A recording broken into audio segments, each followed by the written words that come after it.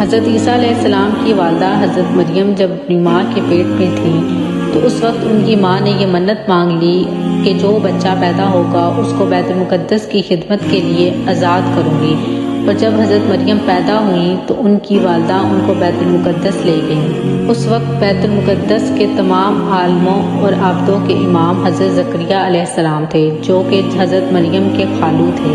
حضرت زکریہ علیہ السلام نے حضرت مریم کو اپنی کفالت و پرورش میں لے لیا اور بیت المقدس کے اوپری منزل میں ایک محراب بنا کر حضرت مریم کو اسی میں ٹھہرایا۔ حضرت مریم اس میں اکیلے خدا کی عبادت میں مصروف رہنے لگی۔ کچھ ہی دنوں کے بعد حضرت مریم کے محراب میں ایک کرامت ظاہر ہوئی کہ جب حضرت زکریہ علیہ السلام محراب میں گئے تو وہاں جاڑوں کے پھل گرمی میں اور گرمی کے پھل جاڑے میں دیکھے۔ تو حضرت زکریہ علیہ السلام نے حیران ہو کر پوچھا، اے مریم، یہ پھل تمہارے پاس کہاں سے آتے ہیں؟ تو حضرت مریم نے کہا، یہ پھل اللہ کی طرف سے آتے ہیں اور اللہ جس کو چاہتا ہے بے حساب روزی دیتا ہے۔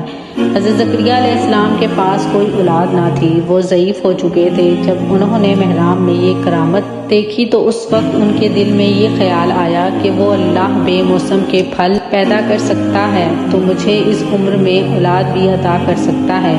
تو آپ علیہ السلام نے محراب مریم میں دعا مانگی اور آپ علیہ السلام کی دعا قبول ہوئی اور آپ علیہ السلام کو اللہ نے ایک بیٹا عطا کیا جس کا نام یحییٰ رکھا اور اس کو نبوت سے بھی